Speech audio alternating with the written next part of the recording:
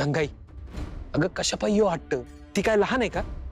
तिच्यावर लक्ष कशाला ठेवायला पाहिजे? तुम्ही शांत बसा. मी जे काय करते ते बरोबरच आहे. जगदंबाला आता आवरायलाच पाहिजे.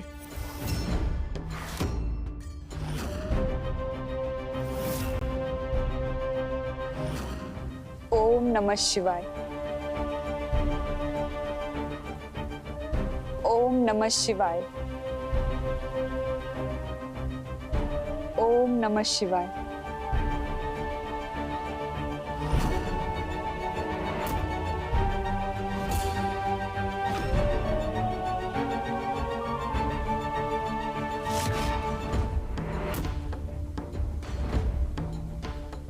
ओम नमः शिवाय.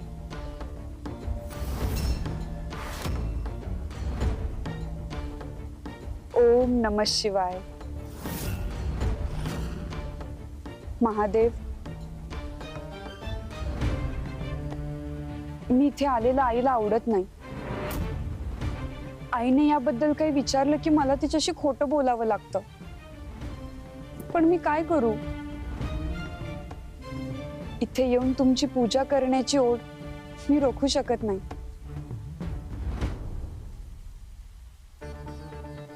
तुमच्या समोर काही क्षणांसाठी डोळे मिटून शांत बसले ना की मनाला प्रसन्न वाटतं. सगळ्या चिंता प्रश्न पळून जातात. एक वेगळीच मनशांती लाभते. म्हणून मी इथे येते.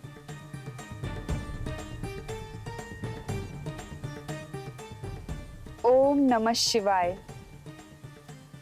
ओम नमः शिवाय. ओम नमः शिवाय.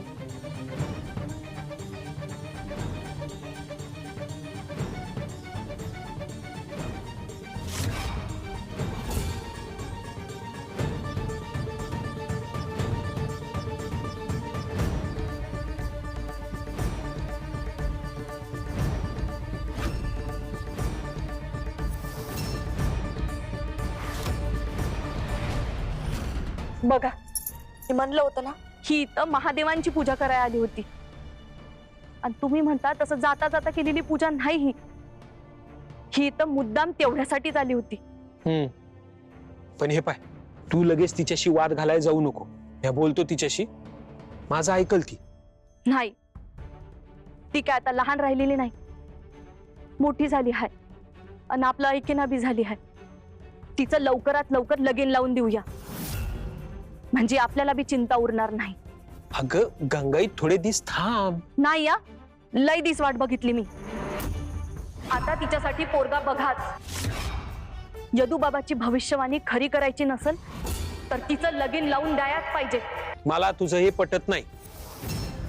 उगा कालवा करत असतीस तू. आणि तिच्या आयुष्याचा निर्णय मी असा घाईघाईनं घ्यायचा नाही.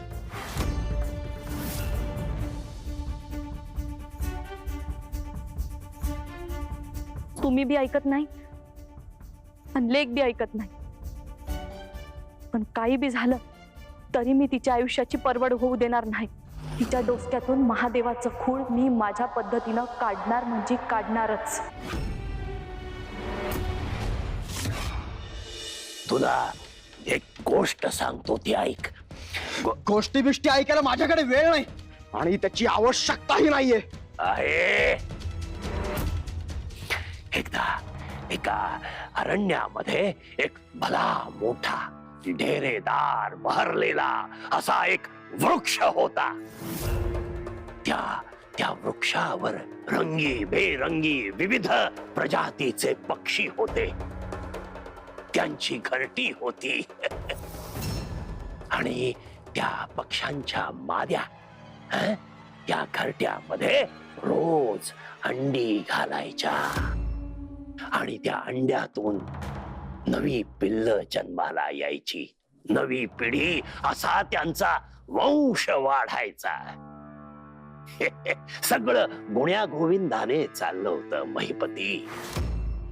परंतु एके दिवशी त्या पक्ष्यांवर एक संकट आलं. एक महाभयंकर सर्प. तो आला तिथे त्या जवळच्या बिळात राहायला आणि त्या सर्पाची दृष्टी या झाडावर पडली, तिथल्या घरट्यांवर पडली. त्या अंड्याचा सर्पाला सुगावा लागला. त्याची जीभ अशी बाहेर आली, ललचावली आणि तो त्या वृक्षावर चढून रोज त्या घरट्यातली सगळी अंडी खायला लागला. त्याने सपाटाच लावला. पक्षी घाबरले की रे, भयभीत झाले. त्यांना काय करावं हे सुचेना. त्यांच्याकडे त्या महाभयंकर सर्पाला हरवण्यासाठी शक्तीच नव्हती. शक्तीने काहीही करता येतं, पण त्यांच्याकडे शक्तीच नव्हती. अरे तेच तर सांगतोय, त्यांच्याकडे शक्ती नव्हती, पण युक्ती होती. त्यांनी युक्तीचाच उपयोग केला. महिपती, सर्प आपल्या घरट्याकडे येऊ नये म्हणून त्यांनी काय केलं ठाऊक आहे? त्यांनी त्या वृक्षाच्या बुंध्याशी एक कुंपण उभारलं. फांद्यांचं, काटक्यांचं काटेरी कुंपण. ते कुंपण पाहून तो सर्प गोंधळला. त्याला वर वृक्षाकडे चढताच येईना. हताश होऊन, हतबल होऊन तो माघारी वळला, बिळाकडे गेला. पण पक्ष्यांची युक्ती ती अजून शिल्लक होती. एका पक्षाने राज्याच्या राणीचा बिलोरी हार त्या सर्पाच्या बिळात आधीच आणून टाकला होता. त्या राणीचे सैनिक तो हार शोधत शोधत शोधत त्या बिळाकडे आले. बिळामध्ये चमचमणारा तो बिलोरी हार त्या सैनिकांनी पाहिला आणि आपले तीक्ष्ण भाले त्यांनी त्या बिळात खुपसले. तो सर्प अस्वस्थ झाला, संतापला आणि फणा काढून बाहेर आला. तत्क्षणी सैनिकांनी आपल्या धार तलवारीने त्याची खांडोळी केली. सर्प मेला, तुकडे तुकडे झाले त्याचे. सैनिक हार घेऊन निघून गेले आणि वृक्षावरचे सगळे पक्षी त्या सर्पाच्या भयातून मुक्त झाले. शक्ती नव्हती, महिपती ध्यानात घे, शक्ती नव्हती, परंतु युक्तीने त्यांनी त्या संकटावर मात केली, मार्ग काढला. तसाच तुलाही युक्तीने मार्ग काढता येईल. महिपती, तुम्हाला काय म्हणायचंय? माझ्याकडे शक्ती नाही आहे? अरे शक्ती प्रचंड आहे, पण बुद्धीचं काय, युक्तीचं काय? मी जी गोष्ट तुला आता सांगितली त्याचा मथितार्थ ध्यानात घे महिपती. अहंकार तुझा सर्वनाश करेल. बुद्धी वापर. महिष बुद्धीचा इथे उपयोग नाही. त्या निर्बुद्ध सर्पासारखा वागू नकोस. पक्षांची युक्ती ती उपयोगात आण. युक्ती तुला तारेल, यश प्राप्त करून देईल. अन्यथा अहंकार तुझा सर्वनाश घडवेल. मला युक्तीची गरज नाही, माझी शक्तीच सर्वश्रेष्ठ आहे.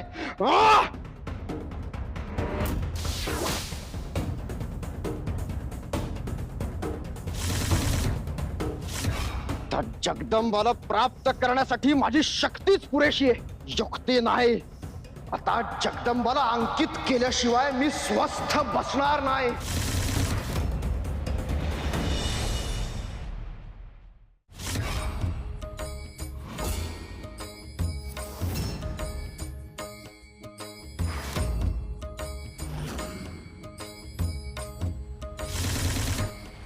हा शिवा कुठे गेला आहे आणि काय करतो आहे याची खात्री करून घेतली पाहिजे.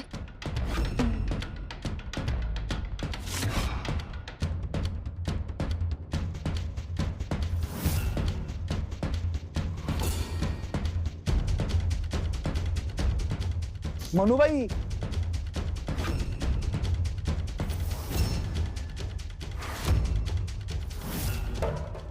अयो नंदलाल भाऊजी तुम्ही? हो मीच आहे. मग तुम्हाला काय वाटलं? कोण आहे? नाही नाही कोणीच नाही. हो मग मनुबाई, अहो तुम्ही स्वतःच्याच घरात असं चोरासारखं काय बघत होता? अयो नंदलाल भाऊजी, काल जे घडलं ना त्यामुळे जरा घाबरायला होतं की हो. काल असं काय घडलं काल? अयो काय सांगू तुम्हाला, आमचे हे मोठ्या संकटात सापडले होते की हो. आणि मग त्यानंतर शिवा आला बघा.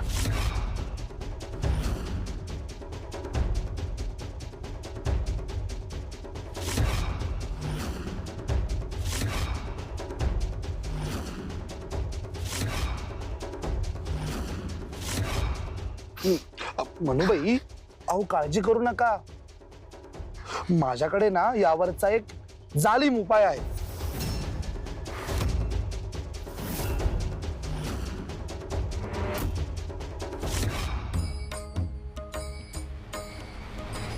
अहो गंगाई काकू तुम्ही? हो, माझं तुझ्याकडे एक महत्वाचं काम आहे. माझ्याकडे? भय तशीच येळ आली आहे म्हणून तुझ्याकडे यावं लागलं.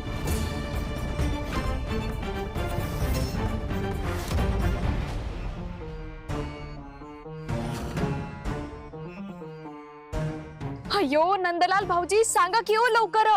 हो सांगतो. नंदी, तू नभाजी आणि मनुबाई यांच्याकडून एक गोष्ट करवून घ्यायचीस.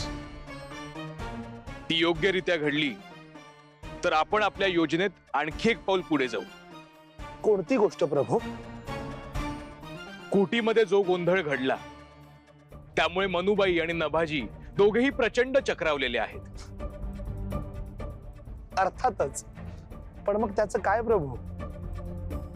त्यांचा हा गोंधळ आपल्याला वाढवायचा आहे आणि त्यातून आपला हेतू आपल्याला साध्य करायचा आहे.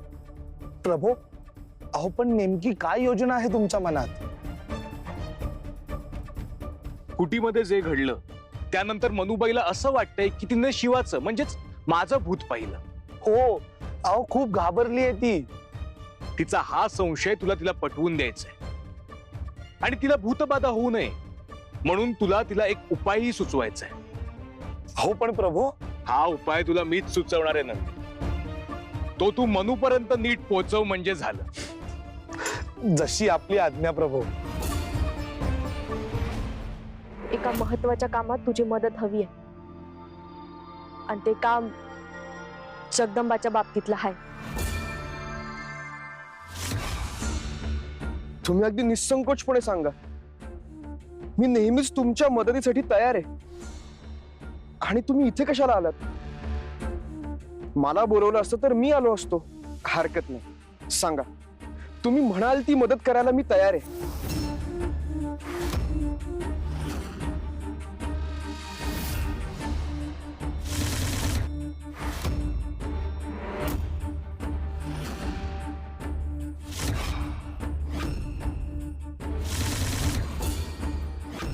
तर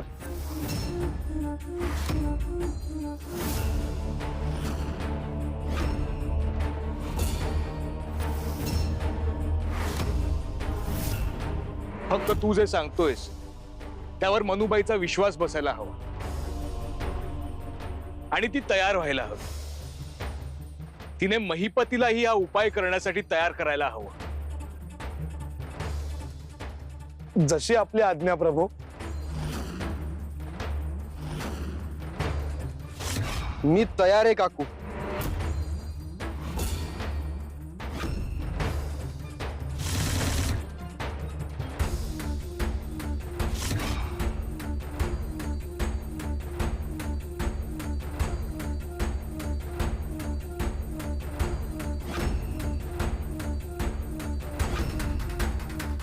जगदंबानं महादेवांची पूजा करणं लवकरात लवकर थांबवावं असं काहीतरी कर महिपती. मला तर वाटतं ती महादेवाची पिंडी असलेली गुफाच नाहीशी व्हावी. पण ते जमणार नसेल तर निदान तिथं जाण्याचा मार्ग तरी तू बंद करू शकतोस का महिपती?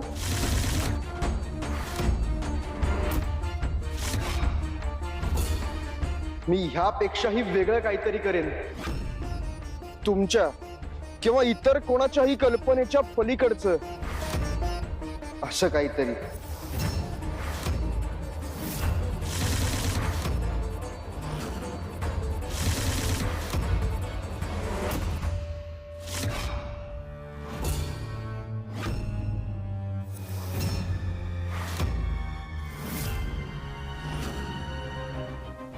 ओम नमः शिवाय.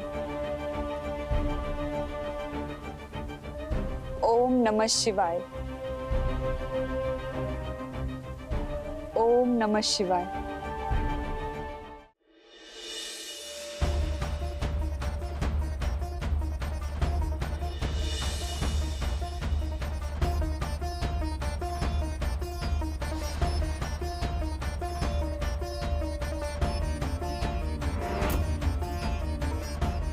जगदंबा, कुठे गेली होतीस तू?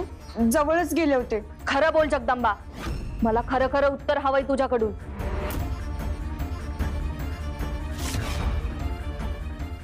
मी बघितलंय तुला. गावात नव्हतीस तू.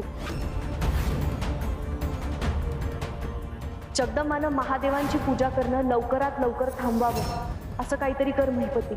मी ह्यापेक्षाही वेगळं काहीतरी करेन.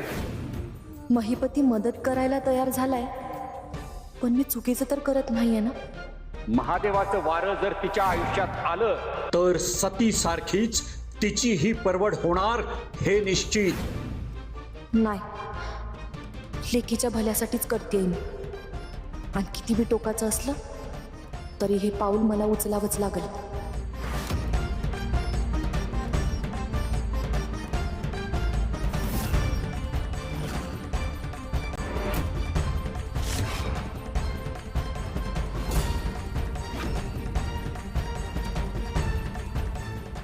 अयो नीट करणार आहे. अयो, तुला जमत नाही का ते नीट करायला म्हणतो मी.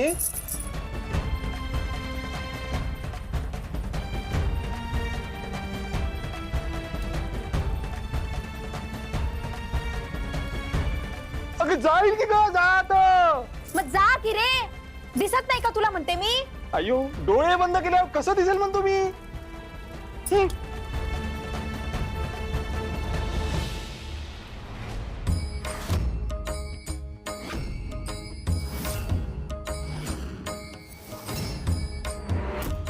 हा महिपती तर इथेच आहे.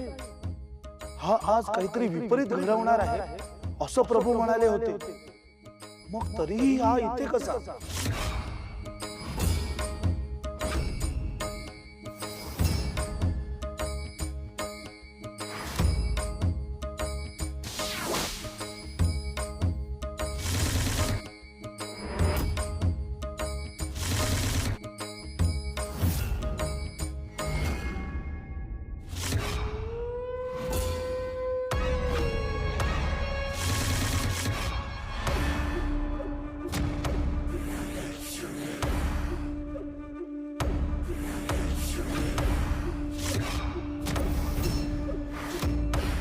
महादेवांची पिंडी.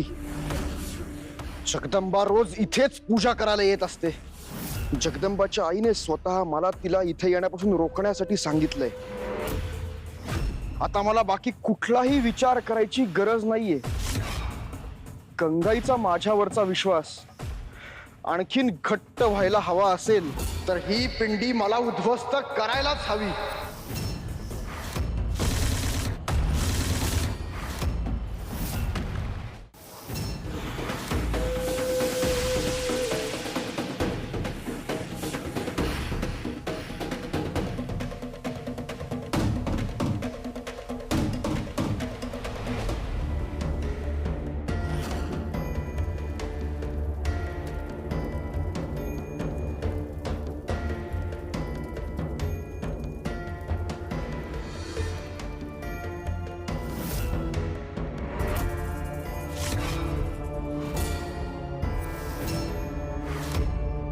प्रभू, अहो तुमच्या कपाळावर काय चमकतंय? नंदी, आधी मला हे सांग की महिपती कुठे आहे? महिपती तर माळरानावर आहे. नक्की? तू नीट पाहिलंस? अहो, मी माझ्या स्वतःच्या डोळ्यांनी खात्री केली आहे. पण प्रभू, तुम्ही आज पुन्हा पुन्हा महिपती बद्दल का विचारताय असे? का कुणास ठाऊक, मला असं वाटतंय की महिपती काहीतरी वेगळं करण्याचा विचार करतोय. मी पुन्हा आलोय याची त्याला कल्पना नाहीये, म्हणून तो नक्कीच काहीतरी डाव खेळण्याच्या तयारीत असणार.